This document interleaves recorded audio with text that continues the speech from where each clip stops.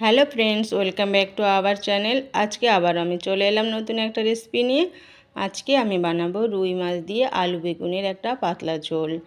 তো রেসিপিটা বানানোর জন্য এখানে আমি নিয়ে নিয়েছি একটা বেগুন, দুটো আলু আর নিয়েছি একটা টমেটো। তো এখন এইগুলো আমি কেটে নিয়ে আসছি। তো দেখতেই পারছো আলু, বেগুন, টমেটো আমি কেটে ধুয়ে পরিষ্কার করে নিয়েছি। তো বেগুনটা একটু লম্বা লম্বা করে আমি কেটেছি, আলুটাও একইভাবে কেটে নিয়েছি, টমেটোটাও আমি কেটে নিয়েছি। এখন রেসিপিটা বানানোর জন্য প্রথমে আমি মাছগুলো ভেজে নেব। সেই জন্য আমি মাছে লবণ হলুদ মাখিয়ে নেব। তো হাত দিয়ে ভালোভাবে ঘষে ঘষে আমি লবণ হলুদটা মাখিয়ে নেব, যাতে মাছের ভেতরে লবণটা খুব ভালোভাবে পৌঁছে যায়। আর এদিকে আগে থেকেই আমি কড়াইতে তেল গরম করতে দিয়েছিলাম, আর তেলটা খুব ভালোভাবে গরম হয়ে গেছে। আর এখন আমি লবণ হলুদ মাখিয়ে রাখা মাছগুলো এক এক করে দিয়ে দেব। আর মাছটা খুব ভালোভাবে আমি লাল লাল করে ভেজে নেব। তো বন্ধুরা, ভিডিওটা স্কিপ না করে পুরো ভিডিওটা দেখার অনুরোধ রইল। আশা করছি তোমাদের ভালো লাগবে। তো মাছের এক সাইডটা ভাজা হয়ে গেছে, এখন উল্টে আমি অন্য সাইডটাও ভেজে নেব।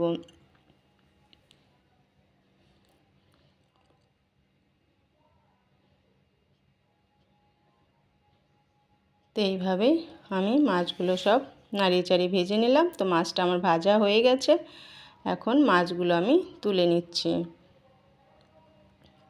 আর ওই তেলে আমি বেগুনগুলো ভেজে নেব, সেই জন্য বেগুনেও আমি লবণ হলুদ মাখিয়ে নেব। তো বেগুনেও লবণ হলুদটা খুব ভালোভাবে আমি মাখিয়ে নিয়েছি। এখন বেগুনগুলো আমি ভালোভাবে লাল লাল করে একটু ভেজে নেব। তো বন্ধুরা, তোমরা বাড়িতে এইভাবে আলু বেগুনের মাছের ঝোল বানিয়ে দেখো, দারুণ লাগে খেতে। আমি বানিয়েছিলাম, অসাধারণ হয়েছিল খেতে। তো তোমরা অবশ্যই একবার বাড়িতে এইভাবে ট্রাই করে দেখো, গরম ভাতের সঙ্গে দারুণ লাগে খেতে। তো এভাবে নাড়িয়ে চাড়িয়ে আমি বেগুনগুলো লাল লাল করে ভেজে নিয়েছি। এখন বেগুনগুলো আমি তুলে নিচ্ছি।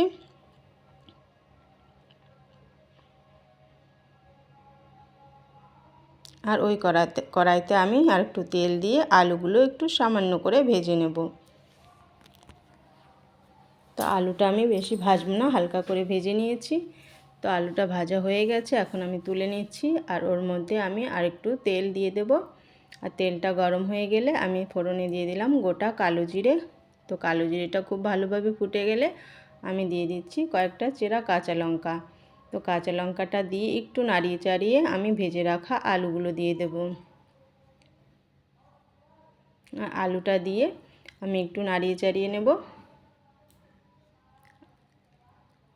আর এখন আমি দিয়ে দেব আদা আর জিরে বাটা। তো যেহেতু আদা জিরেটা কাঁচা, সেই জন্য একটু নাড়িয়ে চাড়িয়ে আমি কাঁচা গন্ধটা যাতে চলে যায় সেই পর্যন্ত আমি নাড়িয়ে নিয়েছি। আর এখন দিয়ে দিলাম হাফ চামচ শুকনো লঙ্কা গুঁড়ো, হাফ চামচ হলুদ গুঁড়ো, আর দিয়ে দিলাম স্বাদ মতো লবণ। আর মশলার বাটিটা ধুয়ে একটু সামান্য জল দিয়ে আমি মশলার সঙ্গে আলুটা ভালোভাবে কষিয়ে নেব।